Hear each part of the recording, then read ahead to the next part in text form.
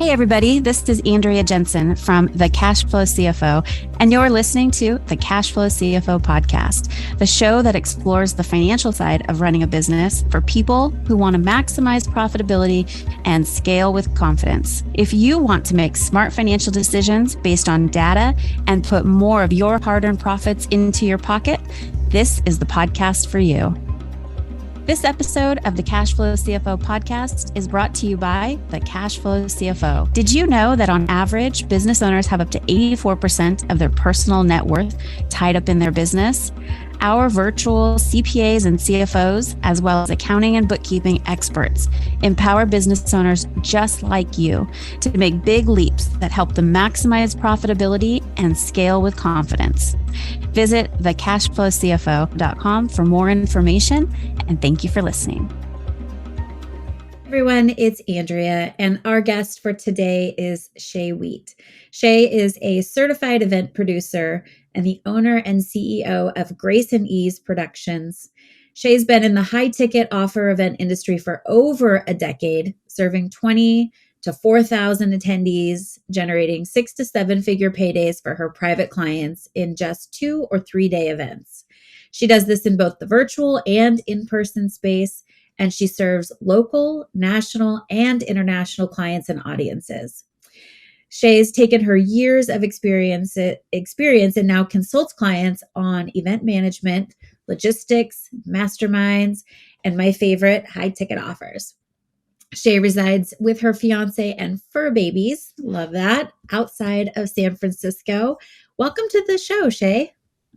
What's going on, Andrea? I'm excited to be here. I'm so excited to have you on today because you and I we've known each other for years and years, and we've had the opportunity to work with some support clients together, right, in our respective areas of expertise. And I always think those are like the best working relationships that have just like evolved over time, and you really get to know each other's businesses so well. And I think that two completely different industries, but we both focus on money and the opportunities, right, that you help your clients with. I'm excited to talk about, because I think a lot of our audience, if they're not already doing this in their business as part of their business model, it's a very good entryway, right, into adding this new profit stream, this new revenue opportunity into their business. And it's not a huge overhead or barrier to entry and things like that. So I hope I teased everybody enough with that intro. I'd love to just kind of, before we dive into all the nuts and bolts of that, tell us a little bit, like, how did you get started in the event space industry? And then I definitely have some follow-up questions for you about virtual, life before virtual versus life now, and just kind of how the evolution of your industry has really, probably more than a lot of other ones, really, had some big advancements in the last 3 to 4 years. And it's not done. It's not done, yes. That's the thing about our industry, is because we have so many visionaries and so many people that are wanting to push the envelope and want to change things or adjust things or what about. And we've got a lot of creative minds in the space too, that it's always fun and different. Like the foundations of what we do is the same, but there's like 20% that we tweak and adjust and just makes it that much better. But yeah, how in the world did I get started? That was your first question. I kind of like to say I fell into it. Of course, hindsight's 2020. You look back and you're like, oh, okay, yeah, I've always been doing events in some respect. But how it really came about was I was lost. I was doing a bunch of different things. I became a Reiki master, an energetic healer. I was managing an apartment complex. I was in a network marketing company. I was trying to figure out what in the world I wanted to do with my life. I'd, finished college where I was going to become a medical doctor. And now I was like, what am I going to do? Right? Because that was not it. I was in organic chemistry going, this is not the route of how I'm supposed to support people. Which is funny too, because my fiance is a chemist. But That's besides the point. So I was speaking on a stage, going outside of my comfort zone because I'm much more of an introvert. And I was speaking about appreciation marketing, and it was like new year, new you. And I'm like, okay, I'm putting myself out there. And multi-speaker event. So, we were trading the microphones back and forth. I was kind of joking with the guy in front of me who was going to give me his microphone. And I'm like, hey, dude, don't go spitting on my mic. He's like, you're funny. Who are you?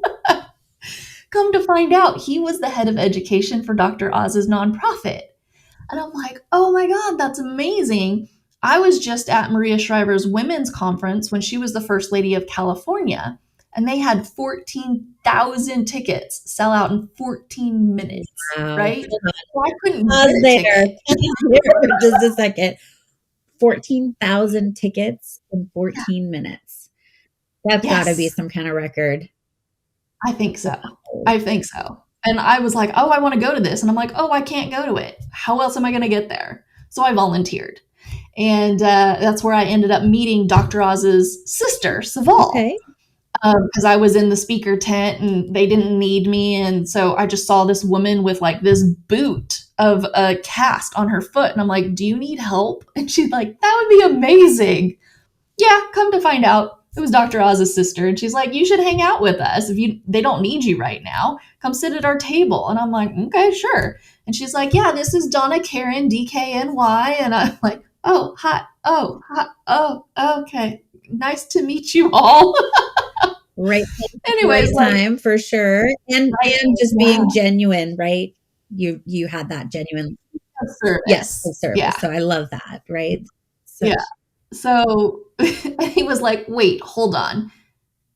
Saval's best friends with our CEO, and we're doing a women's conference. You should help us. And I went, okay.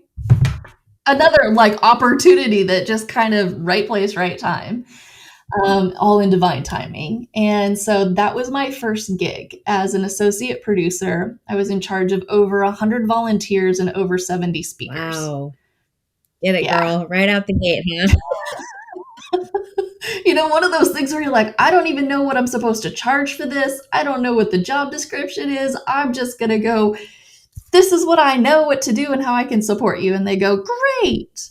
Come to find out, I kind of have a knack for it, and ended up going to a different event where they're like, we'll help you figure out your business and your niche and like get you speaking gigs in your own backyard, really an enrollment or a conversion event. I didn't know it at the time. So I'm like, fudge, if I don't do this, then what am I going to do? So I did it. And then they turned around and were like, wait, hold on. You've done events. You're a Reiki master. Like, let's figure this out. And by the way, would you run our events? Perfect. So I became their client and they became my client. Nice. And then it pretty much became referral based ever since. Wow. That's awesome. What a great, I love that story. So much like you started with just service. Do you need some help? You look a little uncomfortable here. How can I help you, make your day better, and domino effect, right? That's beautiful. Love that.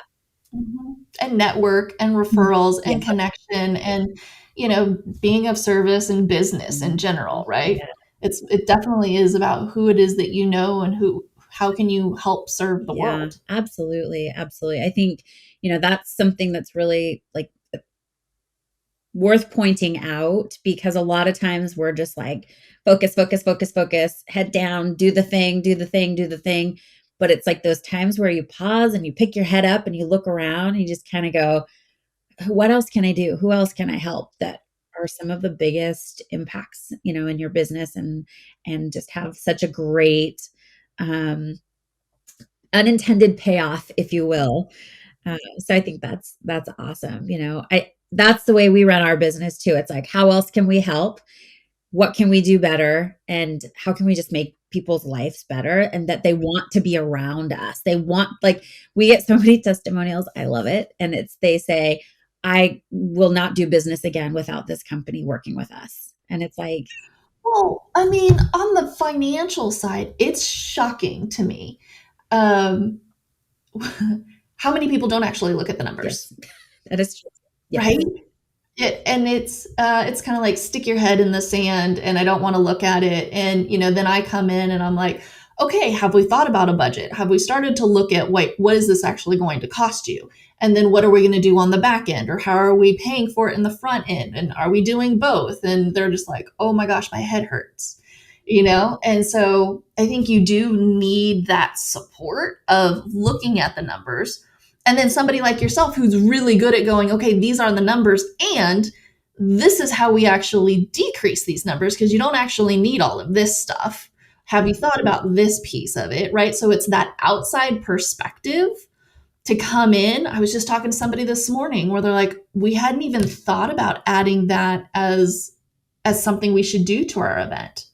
That's the power of bringing an expert into your business, because they're seeing what's working, what's not working right now. And then how do we save you money and how do we make you money at the same time? Yeah, absolutely. Absolutely. It's always one of those cases where you're so close to it that you don't see what's right there. And so having that outside perspective, look in and go, oh, okay, well, what about these 3 things here? And you might go, oh, how did I miss that?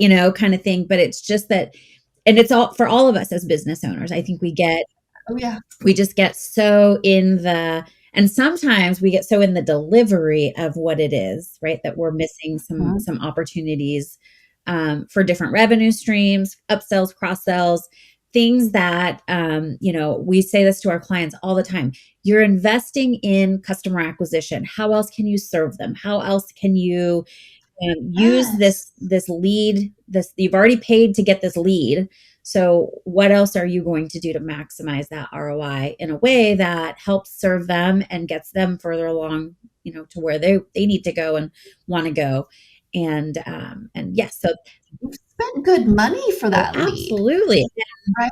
And so how can we continue them on the journey with you? What does it look like? And when they finish something with you, what is the next best step for them? Or maybe it's, to pass them off to a referral partner or an affiliate partner that's after you to continue on that journey, right? It's, how do we continue to serve them? Absolutely. Which is why I love what you do in your business and how you serve your clients, because you're always looking at the different lanes of, yes, this is an enrollment event, but here's all the things you can do to lower those customer acquisition costs, increase your customer lifetime value. And then you're also looking at fulfillment events and going, yes, that's going to cost you money to deliver what you've sold, but what about this, and this? And so I think that's a great segue. I would love to share some of the ways that you look at an event, right? To be not only a profit center, but also have these different legs that will continue to generate revenue over longer periods of time than I think most people think of an event providing for them. Yeah, I think that's something that sets us apart from either event planners. I call myself a certified event producer, is because we're looking at it more from a strategic standpoint versus you just going, hey, I want to do an event. And I go, okay, great. This is what it looks like. Let me go ahead and make the event happen. We're going, okay, great. And tell me about your business. Tell me about your offer. What is the purpose and intention of the event in the first place? What are we looking to do? Why are they showing up? What is the journey that we want to take them on? And what is the end result? I was talking to one of my mastermind groups, and it's been this kind of aha moment over the last 10 years. Because in the beginning, I started with, let me just do the event, right? Now I'm getting into more and more of the strategic side and the consulting side and going, we've gotten away from what is the end result. So in my mastermind group, I'm like, have you guys gone back and done an audit to really look at what is your offer? And if you were to take your offer and actually break it down and let's say it's 6 modules, and in each module or lesson, you're doing these things. And what is the purpose of that? Taking that and deconstructing it to the point where anything and everything you do for your marketing actually leads into your offer. versus the other way around where it's like, oh, this is the new fun summit to do or challenge or whatever. Everybody's doing this. Let me do one of those and try and fit it into your offer. If you reverse engineer it, you can actually set yourself up for more success because you're already calling in the right people, because you're utilizing the promise of certain pieces of your offer as your masterclass, as your challenge. It's taking that section of it and just doing it downstream a little bit more. So that's one of the pieces that we look at how we can actually save money for clients, is not just pulling some random training out of a hat. It's actually deconstructing your offer and teaching that little piece of it. Module 4, section 3, point A, right? That's what you're teaching in your masterclass in order to start drawing them in. And then they already fit versus then trying to put square peg, round hole and making it work. So that's one piece of it. I love that. You know why? Because sometimes I feel like marketing is throwing spaghetti at the wall, right? What's going to stick? What's going to be the channel that I get my biggest ROI on, and what's going to be the messaging and all that things. Like, I'm sure every business owner out there at some point, if they're not right this moment, pulling their hair out with marketing, right? And you spend a lot of money on marketing. So much money is wasted. So much money. So I think I'd love to just kind of dig a little deeper into this, because sometimes our clients, they have a false metric that they're tracking and that they're measuring success on. So they might say, oh, I spent, $30,000 on my marketing this month and I got 300 leads. And my next question is, how many of those were qualified? How many of those were actually a buying unit that are going to move through your funnel and buy your offer? And that's the metric you should be tracking, because who cares how many leads you actually got? How many of those are going to convert to a sale? And like you're saying, if you work backwards and you're only attracting people that are going to buy the offer because that's the problem that you're solving, genius. Yes. And it's simple and it's going back to basics, but like what was coming out of my mastermind when I was teaching this, they're like, oh my God, you're right. We just have been leaning on these vanity numbers and metrics. They were like, oh, I have 1,000 people that showed up to my webinar. And you're like, that's awesome. Or said, yes, I want a ticket, right? And then actually show is a different number, and actually stay is a different number, and then actually buy is a different number, right? And it gets dwindled and dwindled and dwindled and dwindled. But how do we have it so, we have a 50-person event and yet we convert 75% of the room? All day. I will have a small event all day long, because you can be more personable with them. It's a more fulfilling delivery of the event, right? When it's smaller and more intimate, and you feel like, oh, I really served them. I really, because you're able to. And they feel that, it's like an event is kind of like Baskin Robbins, like where you would go in and you're like, I would like to try mint chocolate chip, please. And they give you a little sample on a little pink spoon, right? It's like the sample. Your event can be seen as a sample introduction to working with you long-term. What is that like? What is the experience that we are giving them to showcase what it's like to be with you for the rest of the year? We want to put that hat on as well. And we want it to be personable. Like when I was doing a lot more in person pre-pandemic, we had team that their job was to open and close the door. It's that added concierge feel of, we got you, we see you, we're going to open the door for you, we're going to help you find a seat, we're going to take care of you. It's like that little piece of the energetic side coming in, and they go, okay, I feel like home. I feel like they get me. I feel like this is my community and this is my tribe. Whether it be super B2B or it be, woo woo, I've done the gamut, right? I've done, sensuality and sexuality. I've done brick and mortar business. I've done all of it. And yet people are still the same in regards to, they want to be seen and they want to be heard. So how do we help people be seen and heard? And an event is a great way to do that, because we're also condensing time, which any entrepreneur out there is looking to save that resource as much as possible. And we're going from one-on-one to one-to-many and serving them in a different capacity. So you can talk to more people, you can serve more people, you can have them come into community, which is also something that we so desperately needed after pandemic and during pandemic, is community, because we were in silos. And so that's why events will never die. It just comes down to, how do you want to utilize them and what's the purpose and intention of it? If you're doing a summit, that's a totally different intention than if you're doing an enrollment event, if you're doing a challenge, if you're doing a masterclass, if you're doing a retreat.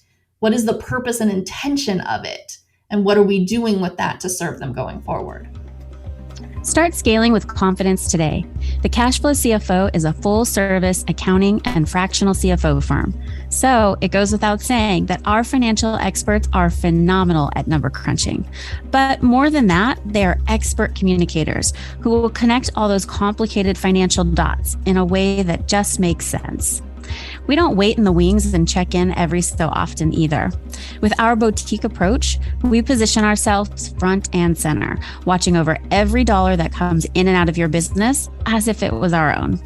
So if your business is making money and you're ready to take it to the next level, but you're not sure you completely understand your numbers, and you're looking for that trusted guide to help you build a roadmap to reach your financial goals, it sounds like we would be a great fit. Visit thecashflowcfo.com and let's get started empowering you to build and scale your business the way you want to today. And I love the one-to-many viewpoint, because, you know, there's a purpose in a business for all the different on-ramps, right, of how people become clients for you. But if you're looking at, how do I get this message out, broadcast it, and get, as entrepreneurs, time is our most limited resource, right? And we all have families and we all have other commitments and things. So it's like, how do you get the biggest impact with the least amount of doing the doing, if you will? And so I think for that purpose alone, this is something that just is such a important piece of putting it into the whole business model. So what would you say if somebody's listening right now or watching, and they're something went off and they're like, oh yes, that would be amazing to do more of one-to-many versus the one-on-one sales conversations or the one-on-one, education component? Because especially like for us, fractional CFO, that's a fairly new concept, right? A lot of business owners that I talk to go, oh my gosh, I didn't even know that service existed, let alone all of the benefit and ROI that's sitting right there in front of them. So what would you say to somebody who just kind of went, oh, that sounds dreamy. Tell me more about how I can do that in my business. Yeah, well, I mean, events definitely position you a number of different ways. They position you as a leader in your field and, an expert in what it is that you do to your audience as well. It's a stage, right? And because we can be creating our own virtual stages essentially at any time, like a Facebook Live is considered a stage. It's a platform. It's a way that you can reach your audience. But what I want to make sure is clear is we're utilizing them in a systematic way. So if you're, mainly doing the one-on-ones, or you've got your team that's doing sales one-on-one, what if you were to take all those people that your sales team didn't close and you ended up hosting an event for those people? Maybe they needed more time. Maybe the timing wasn't right. Maybe whatever the case may be, but they're still in your system and maybe you haven't been continuing to nurture them. What if you hosted an event for them to come back into your space? Because they originally spoke to you because there was some type of pain they were hoping that you could support them in. Why not? Again, not having to spend any more money on those leads that you already spent money on. The leads that you already have, take those and bring them back in. Or the leads that are maybe more on your lower ticket. We did this with a client.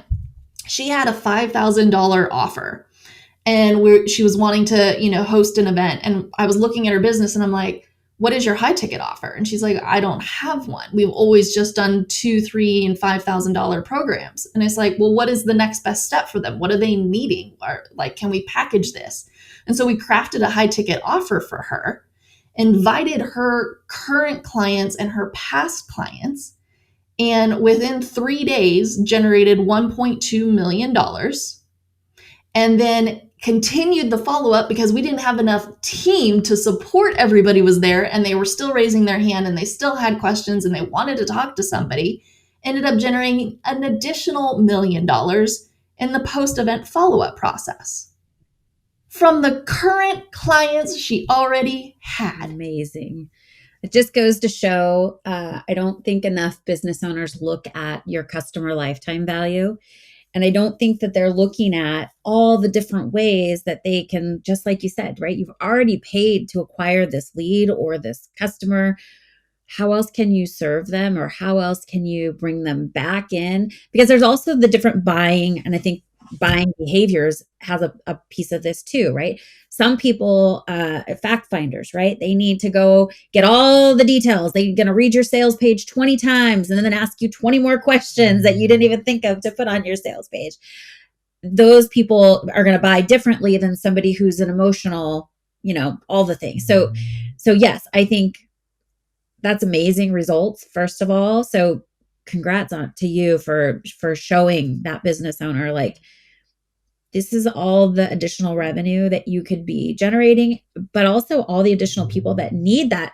They're putting their hands up saying, I want more help. I want more of what you're offering. And you're changing all those lives in addition to what you could have just walked away and been like, I'm good. I did, I had good numbers and that was fine. But having somebody that's why you bring in the expert. This is what you do all day long. Same thing with us. We look at numbers, we look at financial statements, we look at ratios, we look at all these things all day long. You as the business owner, that's not your zone of genius, nor should it be. So don't play with that at all. Yeah. Know enough to be dangerous, right? And to be able to speak the language, but you don't need to know the nitty gritties of it for sure. Yep. So cool. I love that. So what are some of your, I'm sure you've been through so many events. I'd love, just for some fun sprinkle here on top of this conversation, like, what are some of the coolest events that you have had the opportunity to be a part of? We've included, so one of my clients is very philanthropic and she loves the ocean. And so in her 3-day event, yes, we were utilizing it as a sales and enrollment event or a conversion event. But part of the event on day 1, we actually brought in a nonprofit that serves pulling trash out of the ocean. And she ended up raising 9 Golden Gate bridges full of trash to be removed from the ocean. That is amazing. I got goosies. I love it. I got goosebumps. Yeah. Oh my God. Every single time I talk about it. I mean, that is creating powerful impact.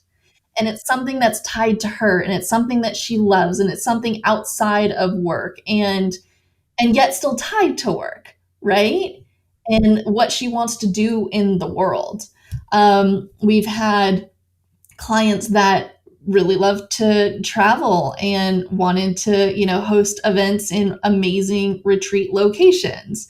I've had a client that wanted to do a retreat in a mansion, right? And so Airbnb kind of thing for 2 weeks. We sold $5,000 tickets to come and spend 2 days with her and her team to knock out a certain aspect of it. We had an opportunity, if they wanted to continue to work with her, what that would look like.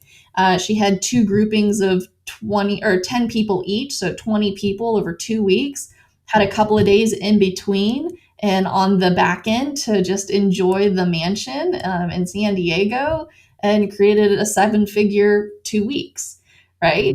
Being in a gorgeous location and, just hanging out with really small, intimate groups, helping people with their messaging, right? So it's like, what do you want to do? What are your non-negotiables, and what are the things that just light you up? And then how do we create an event around that, right? I've got a client that loves spoken word and poetry and song and dance. And so we included that as a part of the event. So she would bring in a spoken word poetry artist, and, her topic was speaking, right? And how do they utilize their modality to come in and support what it is that they're doing, right? And so that was really fun. And then there were moments of like she was in there singing and dancing and had like a backup dance crew, and like had this whole show because that's her personality. We've had other clients that they've been in virtual land and they wanted to go in person, and they wanted to go back to their hometown, their home country in Ireland. And so that was amazing to like see what it was like to bring her Irish community into the world of events. And it was so brand new to them.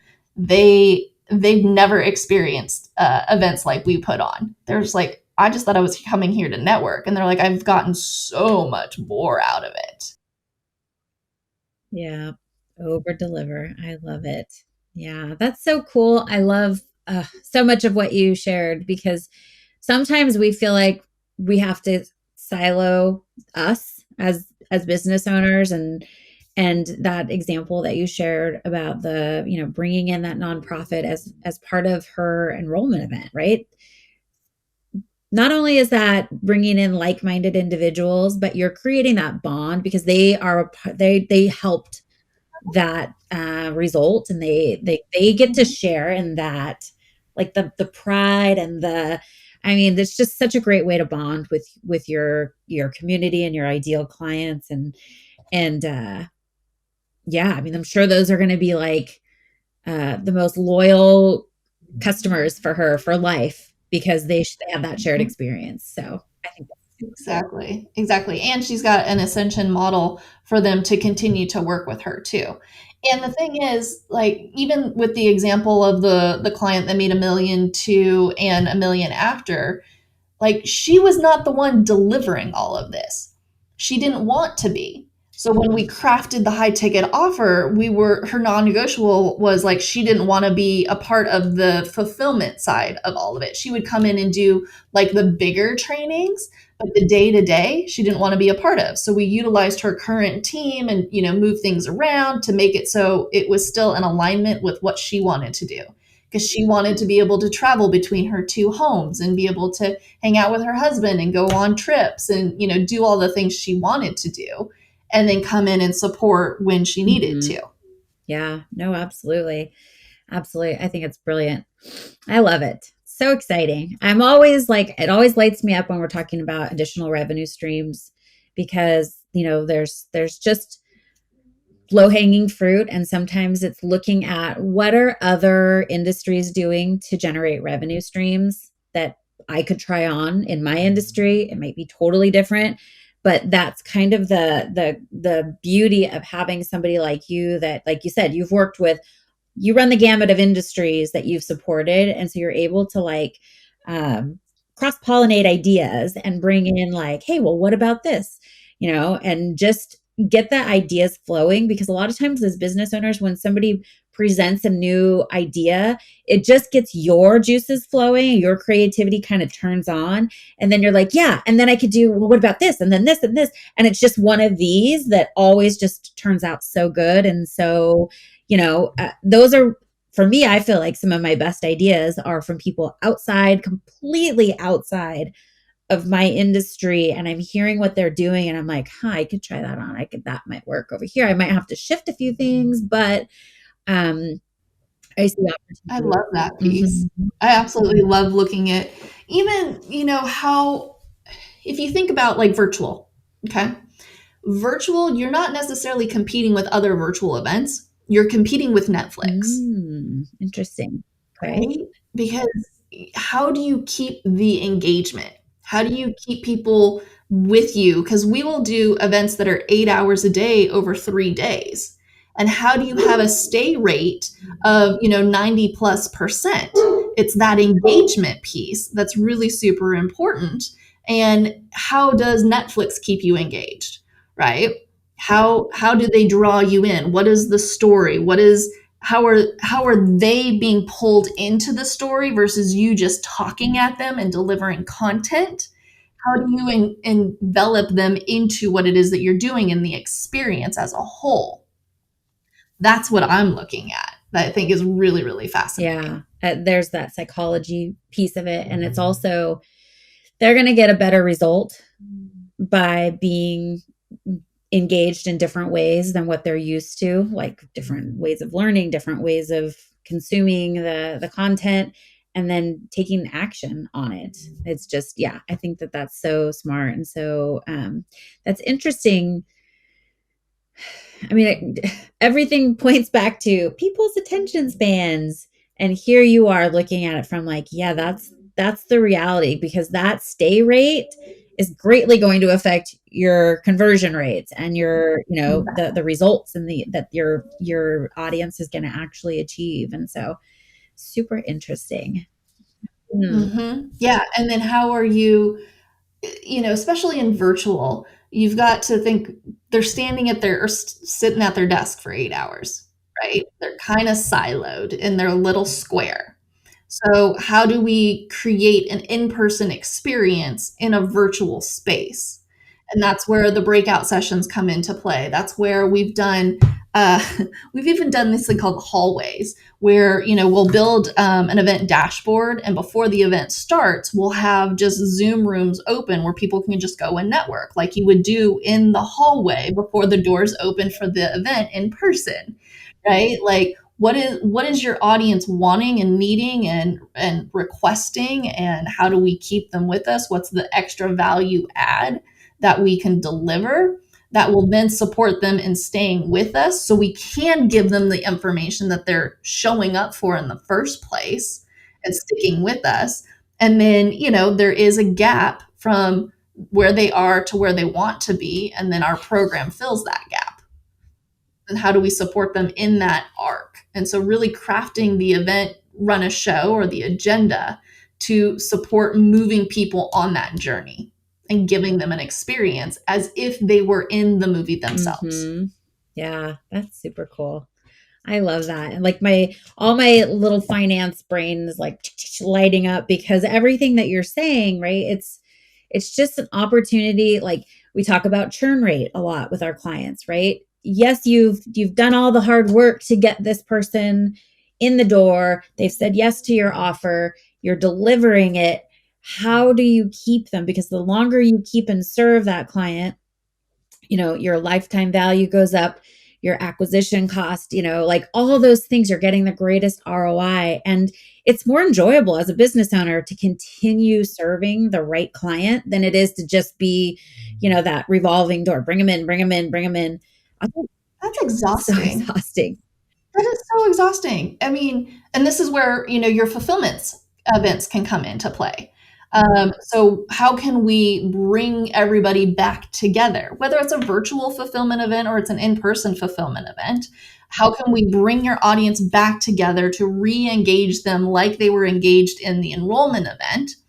Build that community, build that camaraderie, build that built-in, FOMO of kind of missing out. Also, how are you setting up your program in the first place? So when I'm connecting with a lot of my clients, I'm like, okay, tell me the journey. And they're like, oh yeah, so it's a year-long program. And I'm like, okay, what happens after the year long? And they're like, I don't know. Well, I mean, is it something where, the first time they go through it and they're like figuring it out, and the second time they go through it, they're like, working it out, and the third time they go through it, they're rocking it out, because you get it at different levels and you're at a different space and you understand the information at a different level. And they're like, I never even thought about it from that perspective. So if you start from the beginning when they're in your world and say, you know what, this is really a 3-year journey. This first year, you're just going to figure it out. And we're going to, get all these things in the baseline all locked in. The second year, you're like, okay, I got the base. Now I'm going to start adding in these little extra pieces to it. And then the third year, you're just rocking it out, and you've got the team and you've got everybody else kind of taking these pieces off of your plate. And then you're really focusing more on the high level piece of it, right? So how does that work into the program that you currently have already to retain them? You've gone now from 1 year to 3 year of a client. That's a beautiful thing for sure. Yeah, I'm sure. And you use your fulfillment events to bring back the community, to come back and tie everybody together. It's kind of one of those things of, so my fiance, works in corporate America, and he gets it. A lot of corporate America doesn't get it. When he takes everybody out for drinks afterwards and they get to know each other and they're like, oh, this is where the networking and the referrals and the back and forth communication. It's like, oh, I know somebody. If you need CFO help, you need to go and talk to Andrea, because Andrea is in my group, right? And I've known her and I get to know her on a personal level and I understand her heart and how she serves. That's the power of the community and why you really deserve to have fulfillment events to bring that community together. So not only does it support you in your retention and your churn rate, it also supports your community and building community and bringing new like-minded people into the community as well. So now you've taken this one client going from 1 year to 3 years, and they've brought their friends and they're doing business with people in the community. So then they're staying because they have the money to continue to pay you because they're getting six. Do you see where I'm going with this? I love it. It's the octopus.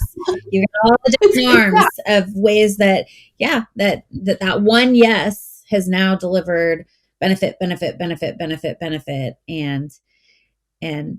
at the end of the day, it's a win-win, because that business owner is able to, yes, sales are great. And yes, we all are in this to make money and strengthen this asset that is our business that ultimately one day we're going to sell. But for right now, I'm in this because my heart is here and I love to see the results of people doing what I'm advising them to do. And that's really what I think it boils down to, is that win-win. It's like the all the way around, that whole holistic view, like everybody is winning and it just feels really good.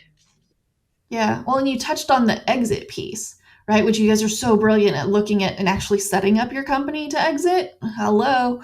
Because when you get into business, you don't think about exiting it. You're just like, that's a passion project. Let's go. And then you go, if I've only got so many more years left, what does that actually look like? But if you've set up a system like I just described, where you have, how you move them into your space and how you're doing it in a leveraged and scaled way, and how are you retaining them and how are you bringing them back year over year, that's much more of a that's a business I would want to invest in or take over, versus somebody who is constantly having to bring clients in all the time in order to make the machine work. Absolutely.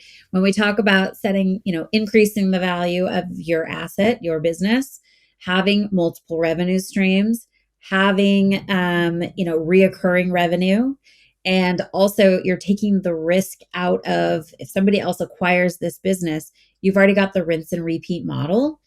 The risk goes away tremendously. And all of those things, just keep increasing the value of that business and that asset.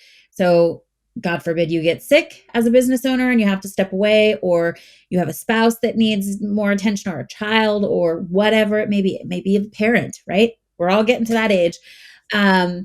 You've got options, right? Because you're building all of this in layer by layer by layer. As you scale your business, you're increasing that value. And ultimately, when you go to sell it, you're going to get, that many more times a multiple of your profit.